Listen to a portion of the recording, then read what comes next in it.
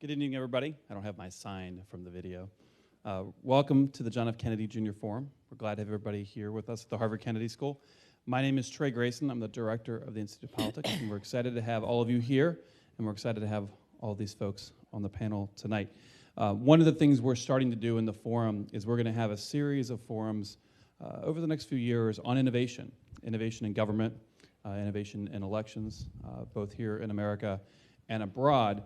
And tonight, we're going to talk about the social impact economy and how businesses and other groups are innovating to meet the demands of the market and our country.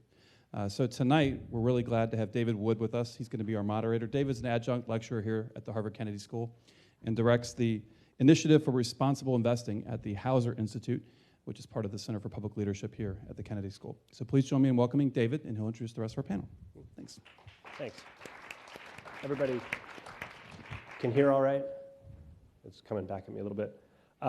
Delighted to be here. I just live right down the hall at the end of the IOP hall, so it's like great to be part of an IOP event. And I'm looking forward to hearing what people who actually do things in the field of the social impact economy have to say. I'm one of the people who talks about it, and one of the things we all agree on is that there's a lot more talk than action. And so we're going to try to talk a little bit about the action. Starting from the end here, I'll just briefly introduce the panel and we'll dive in. Scott Griffith was chairman and CEO of Zipcar from 2003 to 2013, and he's now a private investor. And he can tell us about the world of enterprises and what the impact economy looks like from someone who needs money from conventional finance. Karen Mills is an IOP fellow, I'm delighted to say, and was the 23rd administrator of the Small Business Administration, serving in the Obama administration. While she was at SBA, the SBIC Impact Investing Initiative was started, and that was really just a flagship public policy that actually got some money out the door in this space, and we want to hear how that happened, and we want to have more of it happen. Dave Wilkinson is a White House Senior Policy Advisor for Social Finance and Innovation, working with the Office of Social Innovation and Civic Participation, as well as Environmental Quality, is that right? And before he just started, his first day was the day after the shutdown. Is that when you came in? The week before the shutdown. The week before the shutdown, you were there. So you just had a little blip as you started up. Before that, he was at City First Enterprises, very prominent in the world of community investment. And he went to UVA, and so did I. So there's that. Wahoo-wah. Pardon? Wahoo-wah. No, we're not going to do the chants. And then right next to me, Tracy Palandjian is the CEO and co-founder of Social Finance US. And before that, she was at the Parthenon Group, managing director there, where I got to know her. I knew her back when, before she became a prominent voice in the social impact bond world. And she can tell us about all the complications of life with a totally new financial product that's meant to create social impact. So that's our panel. I'm just going to make 3 points, and then we'll dive into questions. The first point is that the social impact economy, we talked about whether we should define it, and we decided no, because it's as much a buzzword as a thing. We're really going to talk about people using financial tools and different kinds of enterprises to create social benefit in the context of financial return, and that's going to be many things to many people, and we have different perspectives on the panel that can speak to what that is.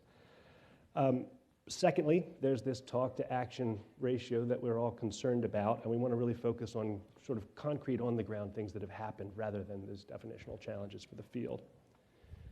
And then finally, the panel represents different sectors. The social impact economy doesn't work unless government's engaged, unless the private sector's engaged, and unless the nonprofit and advocacy communities are engaged. And we can speak to all of those.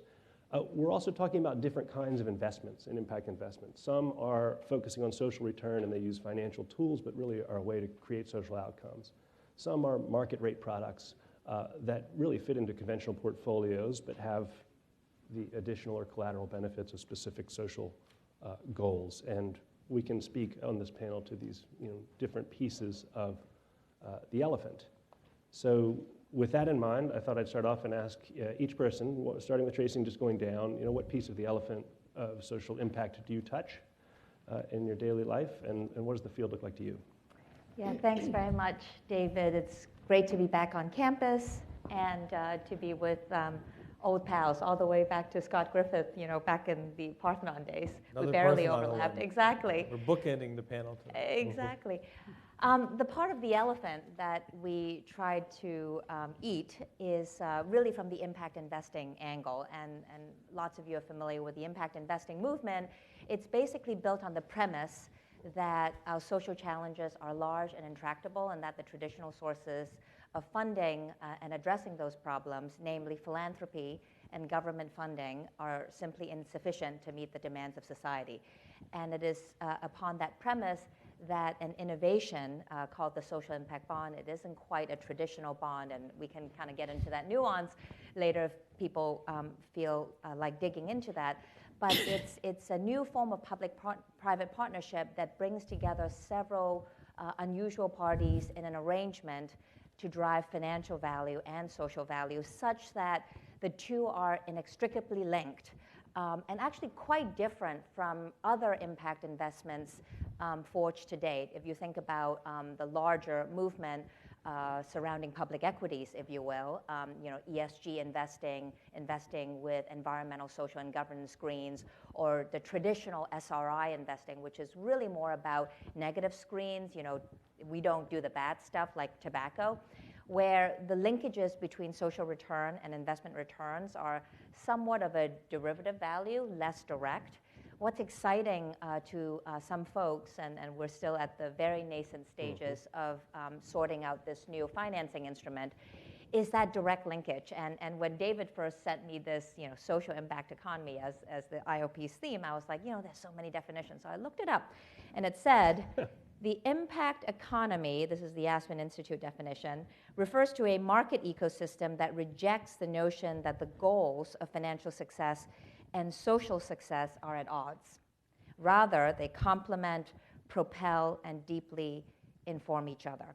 And as I tell you how the social impact bond works, and I'll do it very briefly because I think this is a crowd that understands the instrument, that direct linkage, that financial return is only derived by the betterment of lives.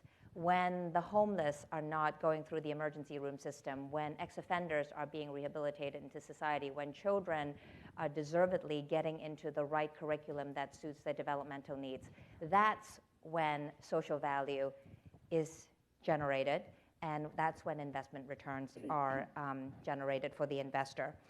So very quickly on how exactly this works, and the social impact bond, or the social impact partnership as we call them these days, is working at an opportunity really at the intersection of our fiscal challenges and our social challenges. So it kind of brings the public sector into the dialogue, and it's very fitting to be at the Kennedy School of Government to be talking about this. And so it involves the government, private investors, and a set of providers in an arrangement that incentives are aligned, and there's some kind of alpha, both socially and financially, that could be generated. And it typically starts with the following proposition, typically asked by state and local governments. In rare cases, we've been working also at the federal level.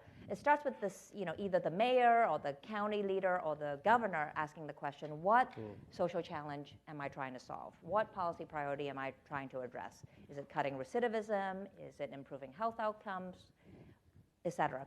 Then it typically contracts with an intermediary of sorts, like social finance, to go out and find the best solution, the best intervention to solve that social challenge that the state government is trying to address. So in that process, and lots of people are, Karen and Scott, involved in venture capital, we use the traditional due diligence tools, if you will, from the private kind of for-profit sector to think about, has this intervention been proven to work? What is the management capacity of this management team? Can they actually scale and deploy the capital responsibly? Do they have the right governance structure to ensure sustainability and longevity to this structure? And after kind of sifting through a bunch of providers, a bunch of interventions, talking to lots of people, we then work with government to construct a pay-for-success contract with the provider or a set of providers in mind, in an arrangement that basically articulates that government only pays upon success according to these metrics, and if the program does not achieve those metrics, then the investors that we recruit to front these interventions stand to lose part of their principal. So it's it's a win-win-win arrangement, and the financial engine that drives this win-win-win, because it's ultimately not a grant, people expect their money back, is the whole concept of having a mechanism to monetize prevention. Where can you invest $1 of prevention today to save many more dollars of basically treating the problem downstream? And we're seeing really interesting applications around recidivism, early childhood applications, management of chronic illnesses, aging solutions, et cetera. And it's really exciting, yet it's, and I know you'll get to this in your second round of questions, David, it's barely been 3 years that the world's first social impact bond was launched in the UK. We do not have a proof of concept. We're all learning rapidly. But that said, there's just tremendous excitement around the world. In fact, Karen and I were in London together in June, where David Cameron, as the host country for the G8 presidency, hosted a day-long convening on these issues. And at the heels of that day-long convening, there's now a G8 social investing task force that's being formed, chaired by Sir Ronald Cohen, that involves the G8 countries, plus Australia, plus the EU. So 10 jurisdictions, 2 delegates from each jurisdiction, 20 people, and had actually a 2-day convening on September 30th and October 1st. Very interesting dinner on the night of September 30th, sitting with the Italians and the Germans and what have you.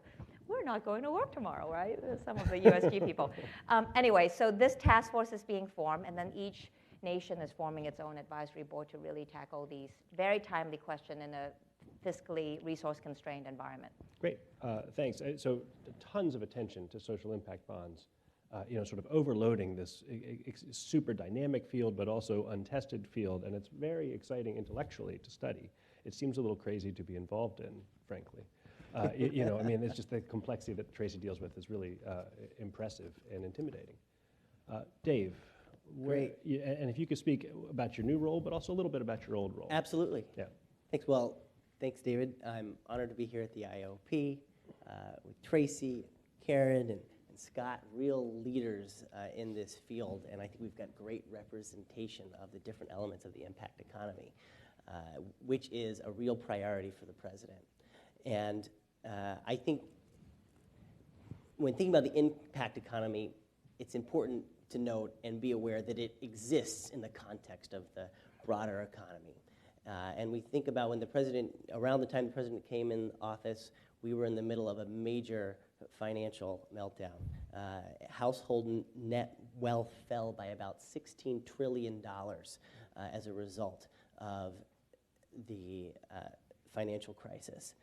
Since the president has come into office and the economy has turned around, we've rebuilt about $15 trillion in household net wealth. 7.6 million private sector jobs have been created in the last 43 months. 500,000 of those are manufacturing jobs, which is the fastest growth in 15 years. A lot of the work that the SBA did is, and the Obama administration is what made that possible under Karen. And GDP is at an all-time high. But we also know that the impacts fell disproportionately on vulnerable communities. And the president cares deeply about those communities, and he's advanced innovative solutions to move the dial on that front. And one of those solutions was a new office he created within the White House called the White House Office of Social Innovation and Civic Participation, which is where I work. So the goal of the White House Office of Social Innovation is to enhance the impact of social enterprise, of the social sector, and increase its effectiveness to strengthen communities, to increase job creation, and to support economic recovery. We do that in 3 ways: by enhancing human capital, financial resources, and driving evidence-based policy. My portfolio is the social finance and evidence-based policy portion of our work there at the Office of Social Innovation. And so what that means more specifically is working on policies that enhance and create a more enabling environment for finance and to encourage the entrance of capital markets, using subsidy to bring in capital markets to enhance the social sector, which is nonprofit organizations and social enterprises. That's everything. That's the world of social impact investing, from the CDFI world, community development financial institutions, impact investing by high net worth individuals and others, and philanthropic investing. On the evidence-based policy side, I work in the areas where evidence and data-driven solutions intersect with finance. So I'm the senior policy officer at the White House working on Pay for Success, social impact bonds, and also working on innovation funds. There are 3 innovation funds in the government, at the federal government, the Department of Labor, Department of Education, and the Corporation for National Services Social Innovation Fund, which has a terrific leader, Michael Smith. And so we are focused on ways to enhance the effectiveness of the sector, drive evidence.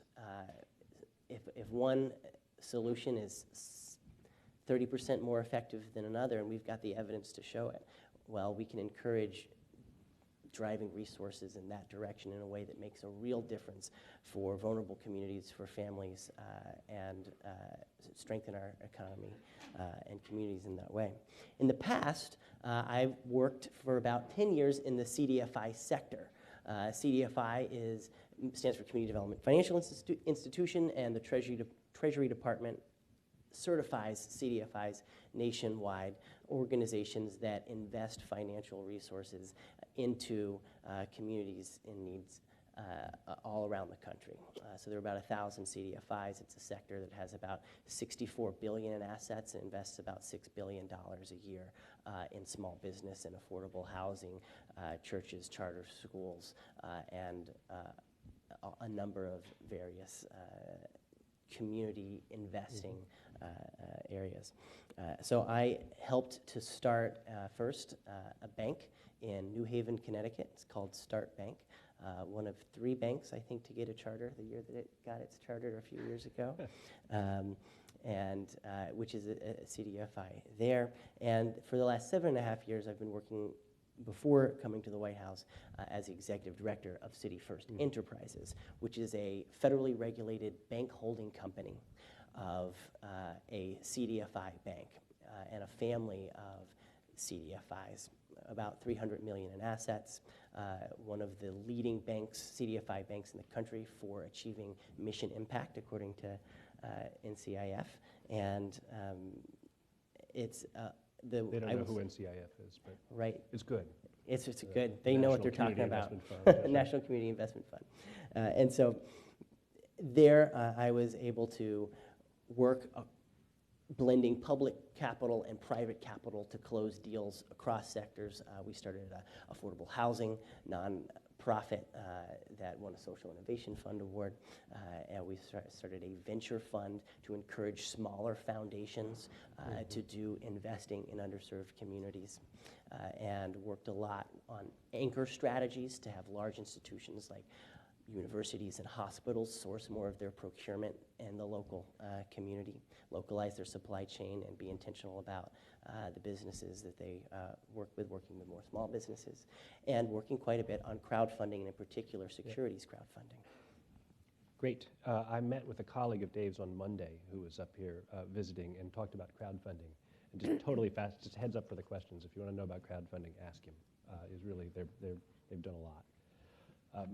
Karen, you, as I said at the beginning, we out in the field were so excited by the work that went on at SBA because here was something that was happening and money was moving, and especially exciting about it was that the SBA was pairing up with the market rate side and with pension funds, and not just with the foundation community. And part of the puzzle here is to try to bring all these things together to create impact. So if you could tell us how you see the field now that you're out in the world. Well, I'm delighted to be here. And I know that there's tremendous interest at the Kennedy School and also at the business school here at Harvard in this. How many of you are also taking some kind of business course, some kind of structured finance course? Well, you should, because what we are talking about here is a really exciting confluence. And in some ways, it matches, sort of the pieces of my life coming together. But we are marrying financial structuring with solving some gaps that the market can't solve alone. So government or other forces have to step in and solve major problems facing our society and our world. And what's exciting about it is, we were all pretty smart about creating derivatives and other things in the financial world. Why can't we be smart about this? Turns out we can. I spent most of my career in the private sector. I was a venture capitalist for 25 years. And about 5 years ago, I had the great honor of going to work in public service for this president. And I was head of the Small Business Administration and also a member of his cabinet and part of his economic team, the National Economic Council. And as David said, when we came in, I came in as one of the early appointees in December 2008, the world was a mess. And it was particularly a mess for small businesses and for underserved populations.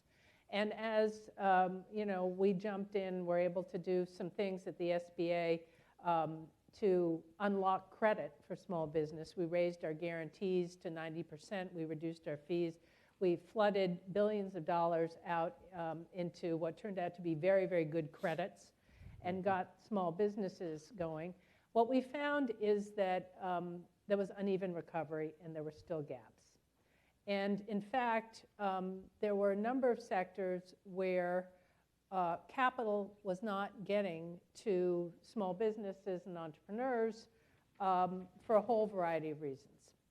So as part of Startup America, as part of impact investing, and as part of this focus that we had, the president had, and we had across the economic team, of solving market gaps, reaching in and helping our economy grow and create jobs by figuring out where there wasn't access to capital, for instance. We looked under the hood at the SBA and say, we're not going to be able to get a new program for $1 billion through Congress right now. This was true even in 2010. And so we said, what are we going to do? And we have at the SBA a program called Small Business Investment Company. And we had the ability to put out $3 billion a year as a limited partner, supporting in public-private partnerships. And we had about 300 sort of mini venture funds all around the country. But we were using only a very small part of that $3 billion every year. We're using about $600 million. Why? The thing was a mess. It was very bureaucratic. It took 15 months to get a license. So Sean Green, who ran that for me, fixed that. Took him a couple years. And then we looked up around the beginning of 2011. We were looking for vehicles to make an impact, to solve this gap. And we said, we can take this program, this SBIC program, without any additional congressional authority or money, and take a segment of it. We took $1 billion of it over 5 years, $200 million a year, and devoted that to what we call impact SBICs. How do they work? Well, if you're an outside general partner, venture capitalist, who has a track record of wanting to put money into growing companies, and we will, at the SBA, match every dollar 2 to 1. You raise $50 million, we would put a $100 million debenture against it. Now you have $150 million. And this would go into segments of the country where venture capital wasn't going. 70% of the venture capital in this country goes to 3 states. Goes to California, Massachusetts, we're fortunate, and New York. And what about the rest of the country? Well, there are entrepreneurs out there that we need to be growing and creating jobs. So the first impact fund that we licensed was in Michigan. Well, in 2011 in Michigan, we were barely seeing the light after the auto bailout.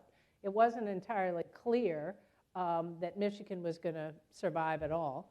And there were terrific small businesses there that couldn't get growth capital. Particularly some of the automotive supply companies were transforming themselves, enormous prospects, and nobody would invest in Michigan. So we brought in the private sector, we brought in Dow Chemical, we brought in the Michigan Investment Fund, And we brought in a general partner who was experienced. It was Credit Suisse First Boston, who had and we created Invest Michigan. And that was the first Impact SBIC. And the second is in North Carolina around energy. We picked 3 segments: a geography that's underserved by the markets that can't get capital, a set of people, so it could be women-owned businesses, it could be underserved market, it could be low-income areas, and the third is a sector. So it could be green energy, it could be a sector where you can make an impact. Another one that's quite interesting is educational tools. Now, this is all very much on the return on capital, an equivalent return on capital that you would expect from a non-impact fund. In fact, some people say, how do you tell the difference? And it's a good question. But it is, if you think of the social impact investing that we're talking about here, there's a continuum from the social impact bonds, which the return is in money, but it's also in what you're really looking for is the social outcome. And here, it's financial engineering to solve problems that the market is not solving. So it's creating access to capital in places in this country, and it can be used, the structure can be used in many forms. And the final thing is the cost to the government in the budget line of the SBA is 0. Why is it 0?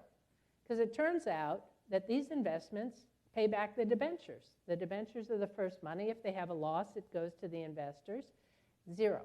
So here we've got kind of, a perfect vehicle.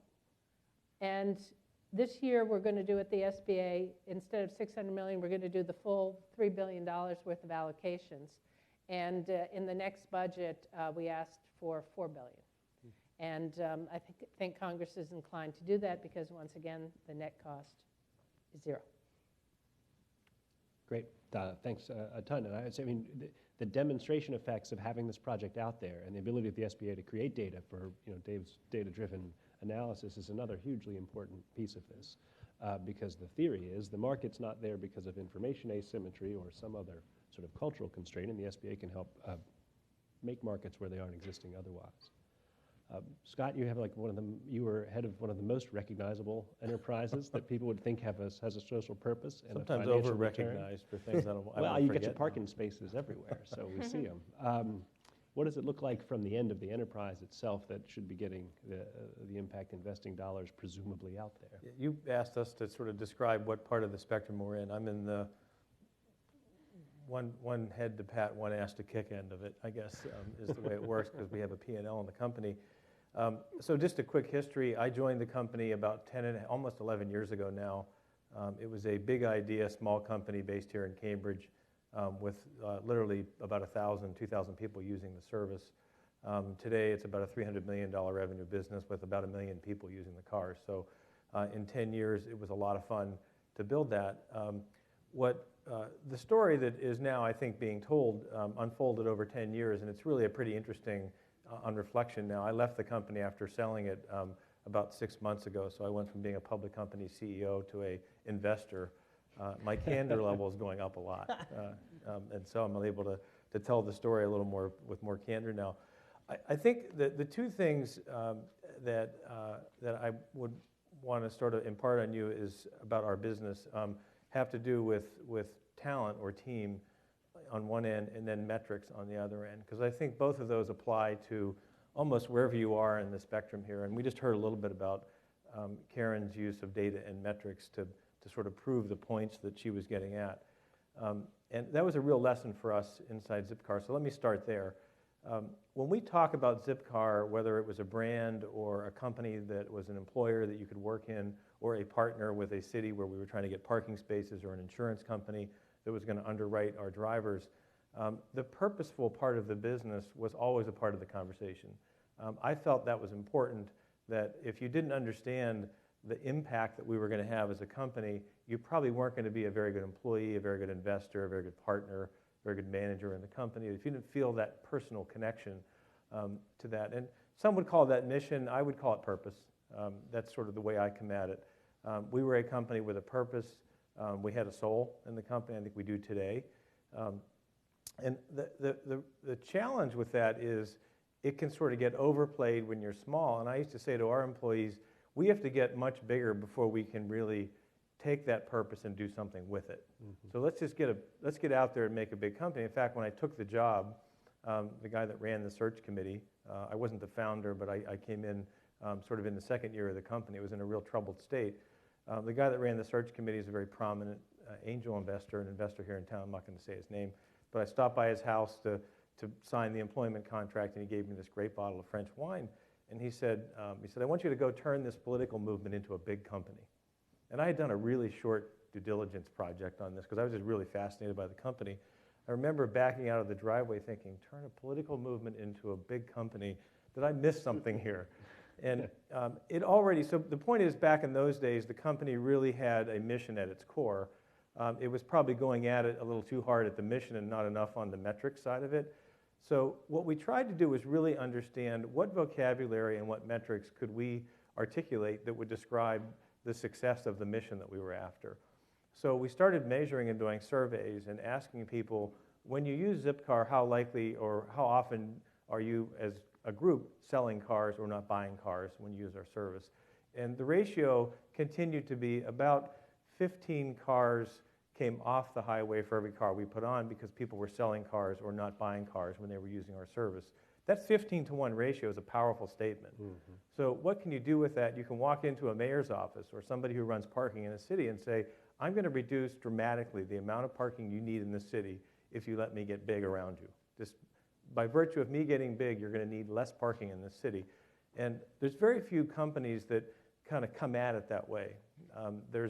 And I think so that the metrics and being able to articulate metrics that both talk about your mission and the solution or the purpose or the impact that you can have, but also have a real business impact on somebody else's challenge or problem becomes very important. The other thing that we started to look at was, well, we think people save a lot of money when they use our service because they're not owning cars anymore. They're not spending as much money on cars that sit around. The first data point that I found interesting is about 90+% of the time, cars in cities sit around idle, more than 90% of the time. Well, you must be able to reduce, you've got to be able to reduce that idle time if you use shared services. Just by multiple people accessing the same car, that should go up. Well, our typical utilization rate was more like 55 or 60% across the whole week. So as that 15-to-1 ratio kicked in, utilization rates also went up. And what happened in return was people were saving a lot of money. And they started to tell us, we probably save about $300 a month, $400 a month after we pay our access to Zipcar. So if you multiply that by all the members that we had out there, literally $100 million or so was flowing back into the economy because people weren't paying car payments and insurance payments and parking payments and repair bills for cars that were sitting around 95% of the time. That's a social good. If you really do the math there, that money goes back into local restaurants, it pays off school loans in many cases, it buys the first flat, it does something to support, or God forbid it goes into savings and they save something. So that's what was happening in the background. So we started talking about it and we measured it. The US Census will tell you that about 19% of US household income goes into transportation on average across the country, 19%. In the Zipcar household, it's about 5%. So that delta is a huge amount of money that is being used on all those things I just talked about. That's a huge social good. Did we really have that nailed at the beginning? No, but the more time we spent on how to articulate those two simple points, 19% goes to 5%, and every car we put on takes away 15 personal cars, that resonates with almost everybody that we talk to. So metrics are a really important part of wherever you are in this spectrum, our way to have a dialogue about social impact. And I think that helps solve some of the ratio problem you described. The more hard metrics we can get out there, and our Parthenon training would get at it. And the other thing I wanted to mention was team. The difference almost always between success and failure in anywhere in the spectrum is team. Can you attract the best and brightest and retain them for long periods of time to do what you're trying to do.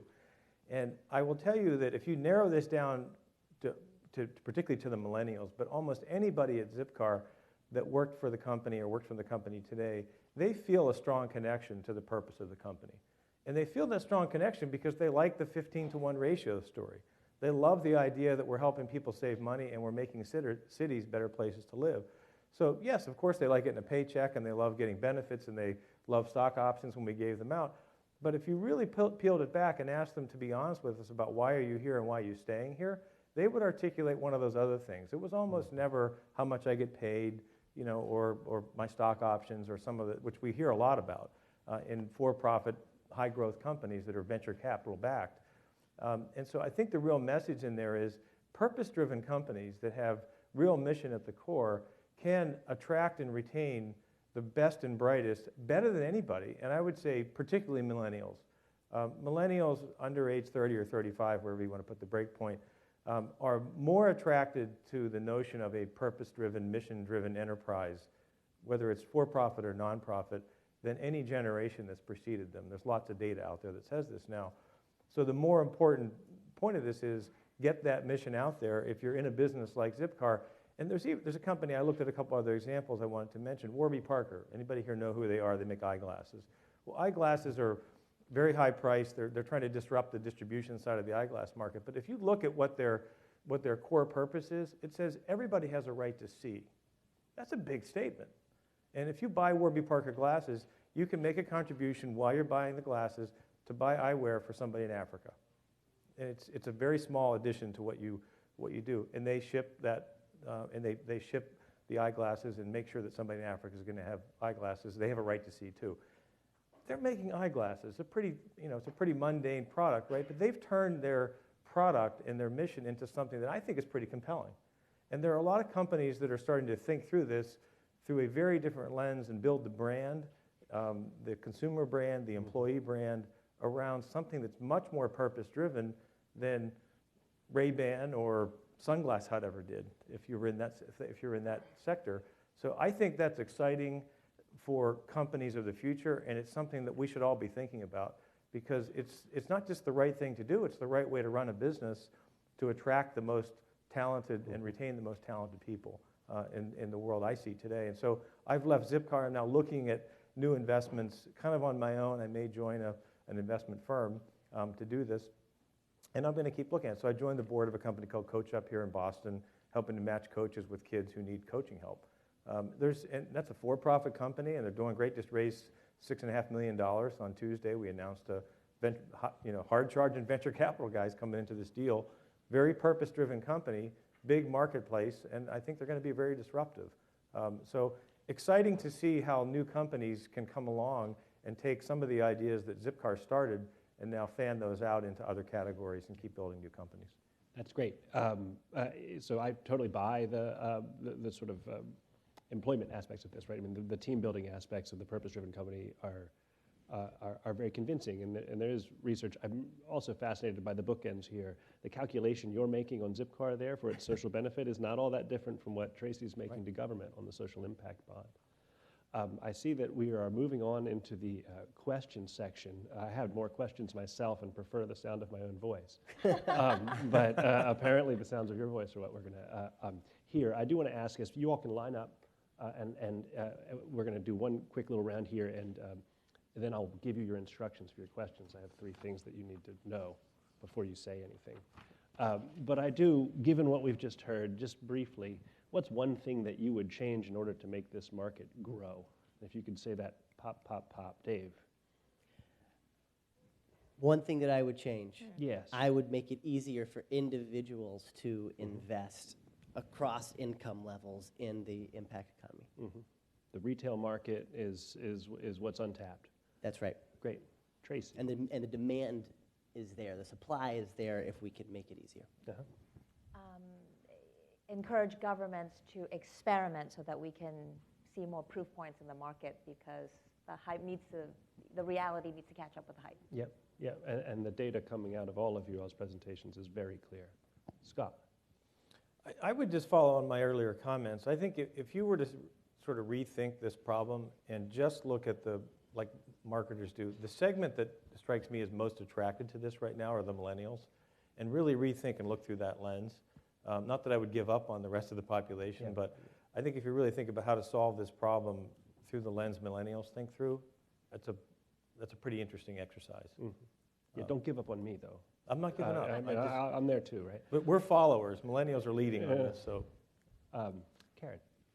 I think you need innovation in each of the three sectors. So we need better financial constructs and to optimize those. And I think we'll be able to get there. I think we need more success stories, so more product, more governments. As Tracy said, I led the U.S. delegation, the G8 delegation, and the UK is way ahead of us. Yeah. Way ahead of us. We are behind. So that's okay. Maybe they'll do some successes and we'll copy them. But I think the key on the investor side is we need institutional money. Yes. And there are some proposals before Treasury and the policy side which would allow purposeful investment of endowments in a very narrow way. And so this is not necessarily, a university endowment, but if you're a Rockefeller Foundation and you want to do, or if you're the state of Michigan and you want to take a piece of your pension fund and you can, manage the risk side of this, can you put that money in a place that also is mission driven? And there's a lot of controversy about this and how much of this, but there probably is some narrow piece of it that could unlock enough dollars for the purposes, with some financial oversight. Yeah. So that's something I think that's worth looking at, although it's not a slam dunk. Yeah, I think that's hugely important, but it is a field that's going to be it's a tough nut to crack. Yeah. Great, thank you all so much. We're going to go to questions now. There are rules, which I'm going to read to you, so you have all of them. There are 3. One has an exclamation point.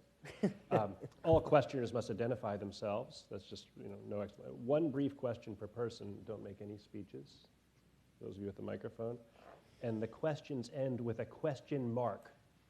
That ended with an exclamation point. I was fascinated by that. So we'll start over here on the left.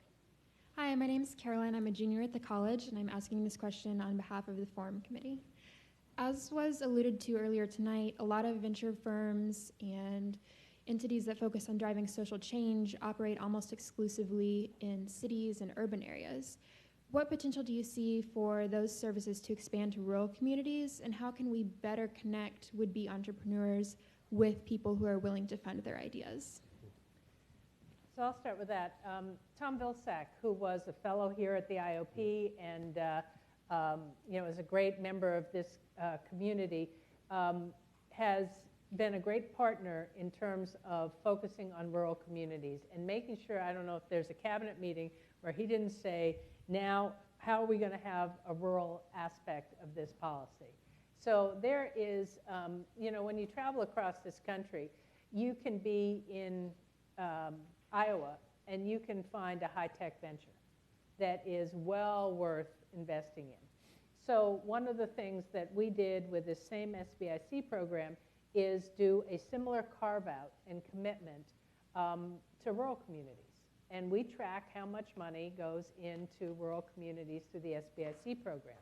It is definitely, and I encouraged all my venture capital friends to go start looking in other parts of the country. Look in Nashville, look in Utah, look in Arkansas, look in Alabama. There are companies and entrepreneurs, and instead of just following the herd, you need to get out there. So there's some mechanisms for both the social enterprise and also the regular venture capital money. One's called accelerators. And one of the things that we worked on there that I'm going to continue to work on the business school is to get more accelerators, places where startups can convene in parts of the country that don't currently have those kind of ecosystems, and to build those. I'd add that rural communities is something that the president has prioritized, and I can think of a couple. I could go on for a while, but a couple of items that I think are particularly salient in this context, which is the Cdfi Fund's New Markets Tax Credit Program, which is a multi-billion-dollar program to incentivize investing in underserved communities, has, during the President's administration, created a special set-aside for rural communities to encourage investment in those communities. In addition, the President in June announced his climate action plan and has now created his state and local task force, which includes representatives from rural areas. A big focus on rural communities is resiliency in the face of climate change. And the President's climate action plan will focus significantly on driving innovation and investment in areas that could be subject to drought and other agricultural challenges that we may face as a result of climate change. So there's a big focus there, and it's going to be those entrepreneurs getting investment to them who are tackling and challenging and solving these challenges. I think the two things I would add is crowdfunding and the ability to use crowdfunding now is probably going to, over time, help this. Because it's going to be able to create more of a marketplace for people in rural and other areas to get their message and their business plan out to funders that would never otherwise see it. And if they're, I think that's the wonder of the internet is that you can connect with people all over the world that have a similar belief. Technology is I think that's one of the big going solutions. to be a positive in this whole. And I've also, the other one I was going to mention, I've heard about a couple of experiments, which I'm actually attracted to, and I'm going to dig into this some more now that I have some time, is some of the rural high schools. I personally think that, I grew up in a rural high school in Pennsylvania. There was no focus on entrepreneurship in my high school. I mean, I got lucky and got into entrepreneurship. I think high schools could be really interesting sort of starting points for people who are almost socialized. If you're in farmland, Iowa, you're probably almost socialized into thinking, I probably can't be an entrepreneur, I shouldn't be an entrepreneur because there's no money here and there aren't other, whatever. And I think high schools could be a place where you could have labs of innovation within the high school and start to take away that socialization, especially in rural America, where anybody, because of the internet, because of crowdsourcing, because you can start a business on the internet with almost no money today if you know how to use a little bit of technology and branding. I think everybody can be an entrepreneur. And that message isn't really out there, particularly if you're outside of a major city. And if you don't go to a major university where there's a big entrepreneurship setting within the university. So high schools are probably an extension of that idea. I don't know how quite to take that idea forward, but I think it's a place that we should look harder at. Yeah, I would just add, we've been doing a lot on place-based impact investment. And this is a place where cross-sector partnerships in rural communities can really make a difference. And there are worlds of community foundations who could be partners and who could be places for incubators and who could be places to match up different kinds of investment who haven't really sort of entered into this discussion. And they're just starting to. I think there's definitely changes going on in rural areas. Thank you. Thank you. Over here. Hi, my name is Theo Sebastian, and I'm a 1L at Harvard Law School. So Harvard Law students are also extremely interested in this whole area of social innovation. It's not just business school and case school. So my question... I'm a lawyer too, sadly. Yes, I actually just saw that on your bio. You went to the other law school, but I'll forgive you. Apologies. All right. There's only two? I was just going to say this. So Tracy, I really enjoyed hearing your insight into social impact bonds. And stemming from that, I am extremely interested in the architecture of this emerging social economy. And by architecture, I mean things like a social stock exchange, an ability maybe to trade the sort of bonds that you're talking about to raise even more revenue. This is one of those where we need a question mark. Yes. And so my question is, what do you see down the pipeline in terms of this social architecture, and where do you think there's room for legal research? Excellent question. And by the way, the dean at the law school is a fantastic enthusiast of this innovation, and her commitment to public service is wonderful. So wonderful that the law school is represented here. The larger ecosystem is a topic that those of us in this small world of paper success thinks constantly about. If you think about why there's only been 2 or 3 experiments in the United States, over a dozen in the UK, 2 in Australia, despite the interest and the hype, it's because there is no central framework for different participants to speak in the same language, to think about risk assessment, to think about contracting. If you think about all the touch points that this financing interacts with, you have to deal with tax accountants, you have to deal with lawyers around procurement, you have to think about the capital markets piece of it. You have to think about the social service and social scientists. How do you think about evidence, articulation of metrics? Does the administrative data exist? And there's no, kind of templatized way to think about the world, but that's not a bad thing. We are building a brand new field, and early standardization could be unhelpful. I think we need to continually to learn. What we experience around a recidivism project might have very different characteristics from a health project. What we do in red states could be very different from the contracting procedures in a blue state.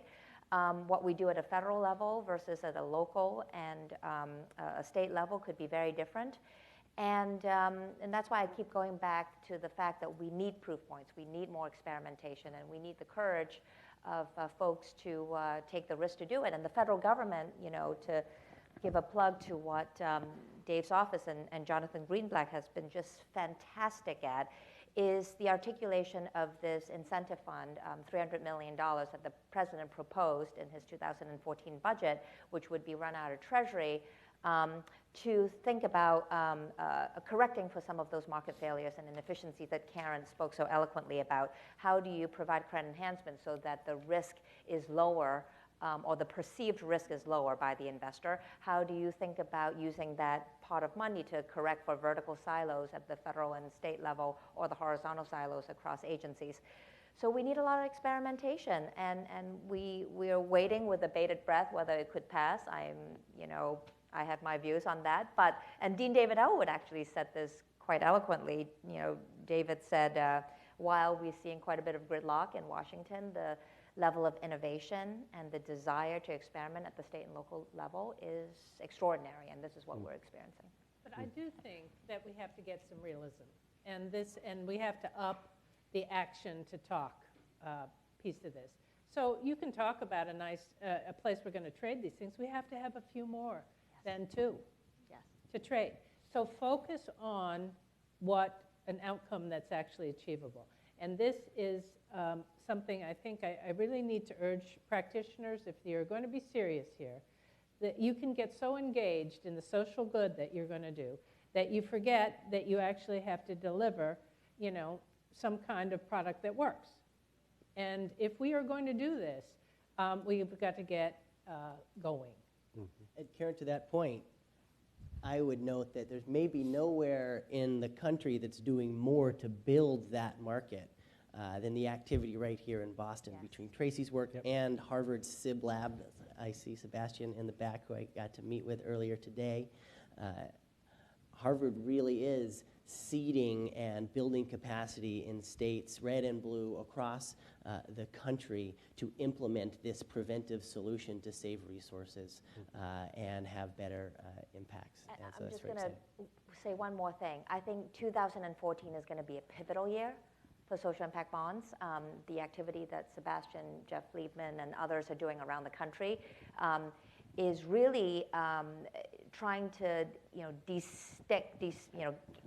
remove the obstacle around the deal flow problem. Because a lot of people ask me about why the hype is far ahead of reality. Is it a deal flow problem, a product problem, or is it a capital problem? I keep saying it's a product problem because it takes a long time to incubate and get these projects up to speed. Investors are ready. Now, these are still socially minded investors, but there's capital waiting to be deployed. Yeah, no, your infrastructure question is the perfect one. Because we don't have this sort of intermediation function is new, it's untested. There's a lot of legal work to be done, I think, at this level for the experimentation on the social impact things, but also for what Karen was talking about. I mean, the ERISA questions around bringing in institutional capital into this space are real, and we need more attention to them. Okay. Hello. Sorry, I got to lower this a little bit. Thank you for coming tonight. I actually wanted to push all of you on the topic of metrics. Introduce yourself. Sorry, my name is Yanina Wolf. I'm not a student here. And I know we've tossed around Yes, metrics. thanks for coming. Yay. Zipcar has mentioned kind of how they calculate the 15 to 1. So what I wanted to know is, how do you measure your impact? Are you using gears, iris? Is there a specific way that you're actually looking at that you are making an impact, and then you're using that to prove it forward? Mm-hmm. Scott, you want to start with Zipcar? Well, we talked about the metrics that we use within the company. There's also results that came out of that I didn't talk about on the policy side. Rental car taxes, for example, were really invented to tax people that land at an airport, pick up a car, and go back to the airport and drop it back off again. And they were thought up and enacted before Zipcar was ever even around. So we sort of got caught up in that. And so for people that live in cities that were using Zipcar, they started getting caught up in the web of rental car taxes that were out there. So we used metrics like the ones I talked about and others to start to change policy and say, look, if people are behaving exactly the way policymakers are asking us to behave, getting rid of cars, living more sustainably, living through smart economic means in their personal household and how they spend their money, why are we taxing them to behave that way? It just seems silly. So we took those taxes away, and not quite a few cities that had it. Parking spaces. So metrics were the part of the dialogue that that was an important part. Parking was another one in our case where we were willing to pay market price for curbside parking if we could just work with the city. The problem is cities and governments don't work very well with for-profit companies unless there's a long history of doing it, right? There's got to be a long path to do that. So we had to use metrics to really prove what would happen if they allocated some of the curbside space to Zipcar and let us park our cars there. And we were paying market rates. It wasn't an economic question. It was, could we even do it at all? So that was the result of hard work on metrics and analysis that we did. Did you see much demand out there in the world for the social metrics? I mean, you have such a good, strong account of them, but were there people asking for them? Did you have to formulate them? Well, I think we weave them in. I mean, I think part of the problem that we're hearing about today is, to me, it's not an either or. I think this idea of purpose-driven companies in particular I think it ought to be mainstream. I mean, it really is the way a lot of people are thinking. We're solving some of the biggest, or facing some of the biggest problems, around the environment, around economic impact in cities that we've ever faced. So the world's ready to hear these stories. I think often they come across as do good. And you have to do well and do good as a company together and sort of marry those metrics. And I think that's an important, and that idea of getting big. I mean, one of our core values was deliver results. Yeah. Another one was have an impact. So we had both of them covered in our company. And I think it's really important for any institution or enterprise that's focused in this space to understand delivering results through scorecards and metrics is really important. Otherwise, you're never going to get to have the impact that you really aspire to have.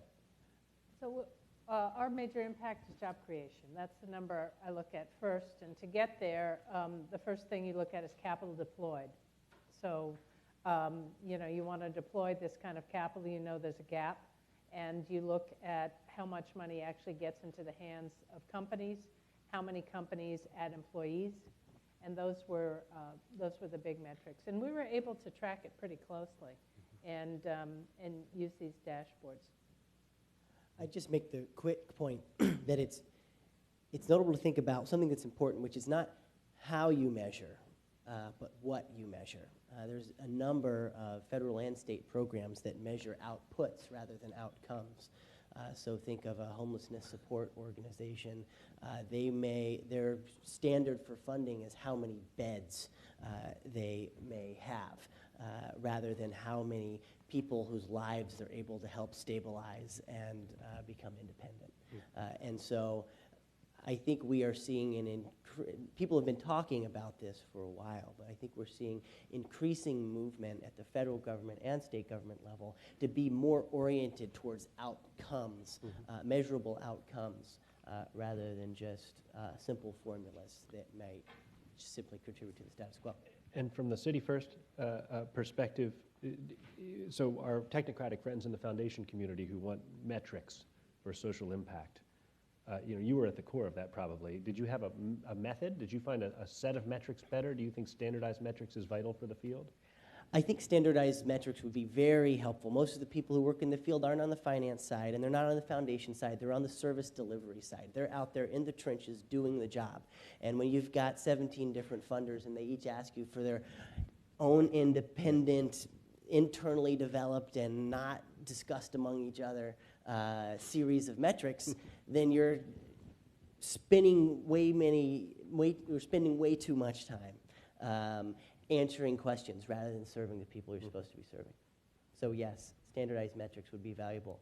And one thing we do at the Office of Social Innovation is encourage foundations to adopt standardized metrics across a number of different areas. Yeah, and simple rules of thumb like SBA used are a way to get Absolutely. real measures. Tracy, you want to answer this one? I don't have a lot more to add, but just that each field will have metrics specifically meaningful to that field. So community development metrics would look very different from, say, what would be important for the SBA, would look very different from, say, publicly traded large corporations. You know, there's, for example, another movement that Bob Eccles over the business school is leading, which is around creating a SASB, you know, as opposed to FASB, a Sustainable Accountable Board. And that would affect so many publicly traded companies, and that could have also significant impact. So while it would be wonderful to aspire to harmonizing all metrics, it's simply social problems are complex and multidimensional. Right. It's very difficult to do so. Some things are incommensurable, and that's okay. My name is Josh Ramasher. I actually work for Credit Suisse in the area of structured finance. I've been doing it for about 10 years, and I just recently kind of found out about social impact investing. And to your point about finding institutional investors and about the working within the confines of an investment bank, I've recently kind of made the decision to leave that portion of the investment banking world and hopefully go into social impact investing. My question would be, is it, I guess, beneficial to the overall movement to hypothetically work within the confines of an investment bank and be paired with institutional investors and, I guess, the creativity of the finance within that confine, or to come over to, to the social impact investing arena and work through that way? So I know that confluence between investment banks and social investing will probably be very beneficial. So career advice on which path to advice. follow. How can I help the most? What's going to bring in the money most effectively? Oh, I think absolutely. This is going to work when large institutions like investment banks see a benefit in it. And I'm a big believer that we have that potential. We're not at that point. So for instance, we've had a lot of talk about an infrastructure bank.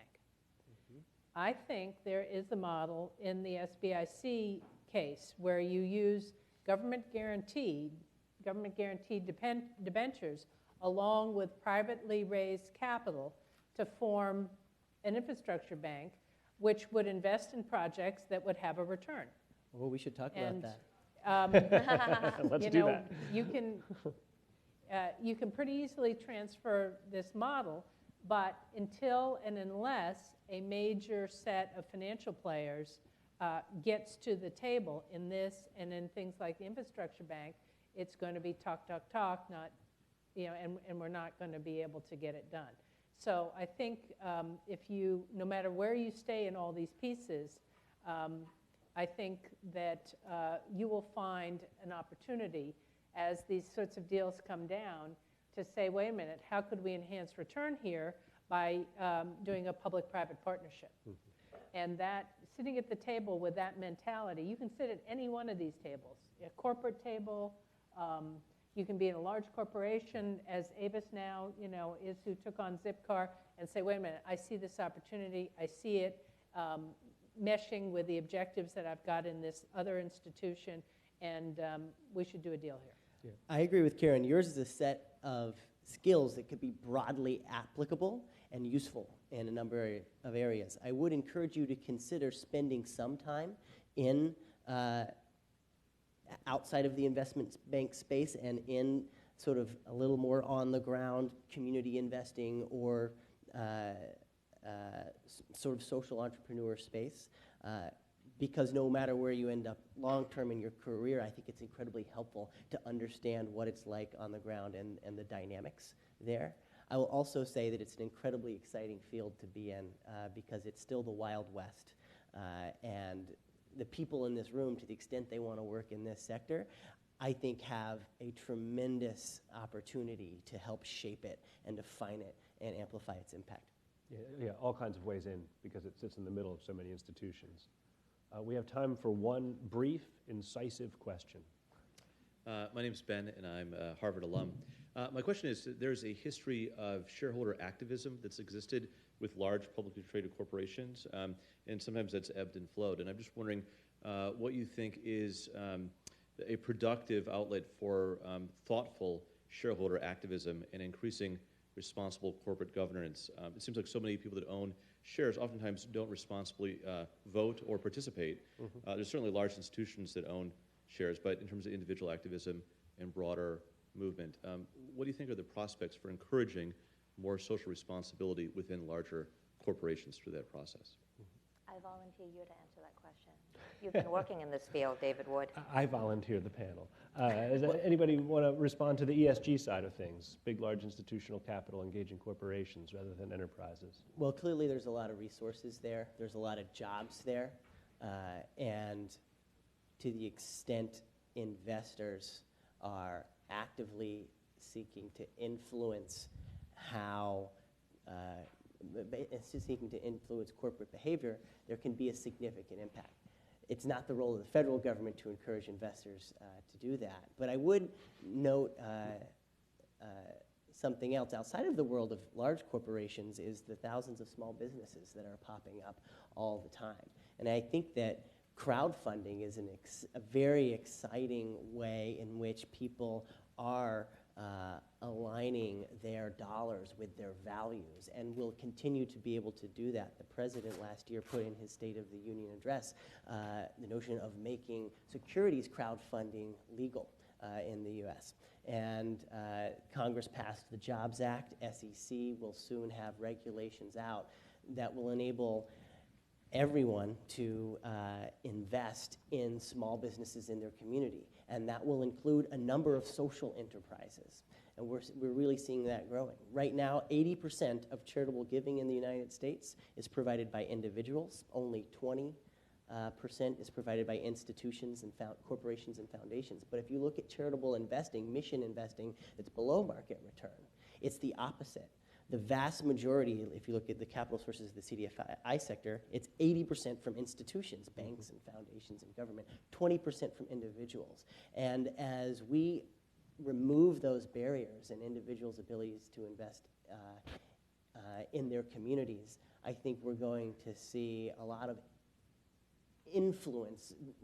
Where the money goes is, I think, will be very telling about people's desires to align their values with their dollars. I think that amplifying some of the case studies, and David, you should chime in here, but there are a lot of mission-driven organizations who actually vote their proxies and are quite active as shareholders. You know, a lot of foundations have strong voices, faith-based groups, unions, pensions, and kind of amplifying those case studies. And I mean, some of them have done remarkable things.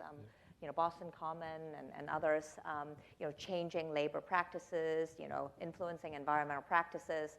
And I think, you know, more should be discussed. Yeah, I mean, and to end on this, and to go back to Karen's point about the spectrum, I have a slightly idiosyncratic take on this, but I don't see any difference between shareholder activism and the social impact bond community in theory. It's all about linking finance and its effects on the world. And that conversation can be had about public equities, it can be had about venture capital, it can be had about innovative new products that are meant to be below market. And I think it's healthy to keep all of those things in mind, and then to find, I forget where did our career advice go, but you know, to find your own path into it. And just keep in mind that there are different ways to have this really fundamental discussion. I really thank the panelists for leading us down many productive paths to do that, and thank you all for coming. And thanks to IOP for hosting.